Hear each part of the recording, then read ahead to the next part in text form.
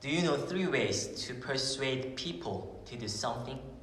To illustrate these ways, in the book of Rhetoric, Aristotle mentioned logos, pathos, and ethos. Logos is a technology that rationally conveys information to other people. Pathos refers to the emotions that occur as the content is delivered. Ethos refers to the character and personality of the person who delivers. Christians have these 3 things at mind, especially in the case of seminary students. These are activated well together in their life of faith. This is because they are learning theology with rationality, logos. Furthermore, while delivering it to people, Christians feel diverse emotions, pathos. Besides, as a Christian who is a deliverer of the gospel, they are always in conflict with their personalities, Christian morals, and egos. Between Christian morals and ego, what is your ethos? What is your first personality? What is your first identity?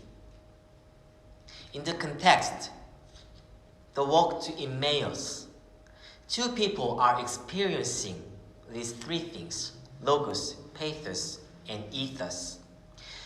Cleopas and the other person were going to the village, Emmaus. Emmaus means warm well. In verse 14, they talked about the resurrection of Jesus, who was killed on the cross. While they discussed this issue, Jesus came up and walked with them. However, in verse 16, their eyes were holden that they should not know him. As they discussed each other, their eyes could not focus on Jesus. In Greek, beheld is ekratonto. This definition is to be strong and rule. As they discussed the resurrection of Jesus with strong logos, even if Jesus was close to them, they could not recognize him.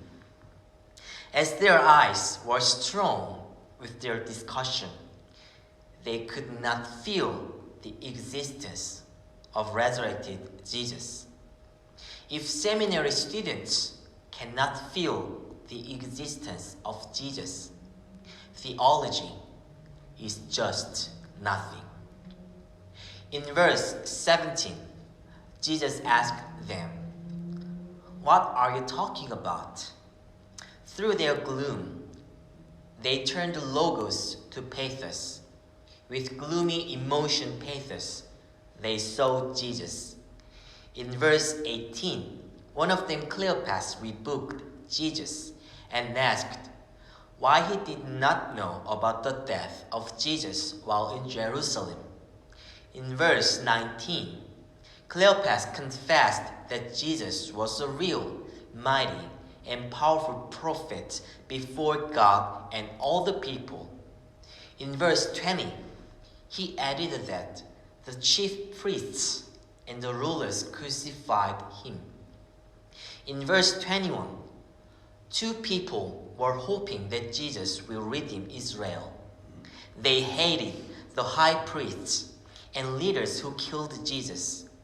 Because of this emotion, even if they heard the resurrection of him by woman, they could not focus on his resurrection. For their hearts were filled with the disappointment of losing Jesus and the wrath of the leaders and the high priest who killed him. In verse 25, Jesus said unto them, "O fools, and slow of heart to believe all that the prophets have spoken." The answer of Jesus was foolish. Then He added that they are slow of heart to believe. In this sentence, belief means ethos, identity, and personality that prove who we are. In verse 26, he said that as Jesus suffered pain, he could get into glory. Jesus entered to glory by suffering. While he suffered, how was he feeling at the time? He loved the world. He loved the people. However, the result was death. By the people Jesus loved, hence, he crucified at the cross. Ahead of this fate, Jesus even cried while praying in the Garden of Gethsemane. He asked God to take this cup from him. However, he decided to follow the will of God, and he entered the glory. He overcame his emotional pain and proved his identity as a son of God. What about the consequence of entering glory? As the Son of God, he resurrected. Furthermore, in verse 29, Jesus entered the home of those who talked on the street. In verse 30, he broke the bread, blessed it, and shared it with two people. In Greek, the phrase bless is eulogesin. The origin of this word means praise. While Jesus broke the bread, he praised God. In Hebrew, the phrase praise is yada. The origin of this word means to throw and cast. Praise means to throw all power to God. As Jesus threw his power to God, in verse 31, two people could be opened their eyes. As they had strong with logos in verse 16, they could not recognize Jesus. However, through this blessing, because Jesus connected God with two people through spirituality, their eyes were open. If Jesus could not control his emotional pain, their eyes could not open. And they confessed each other in verse 32. Were not our hearts burning? How can our hearts be burning? Jesus ascended to heaven in the past. Even though we are on the way to Emmaus, we cannot see the body of Jesus. Is it impossible to be spiritually being hearts burning because we cannot see Jesus with eyes? This is not a problem. Although Jesus was beside two people, they did not recognize him. Although Jesus was beside them, their hearts were not burned.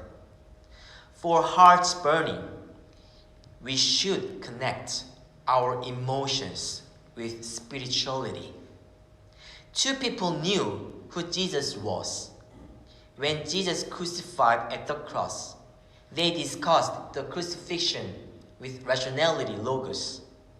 We also know who Jesus. We are learning about Jesus in the church. Also, when he died at the cross, they felt sorrow, pathos.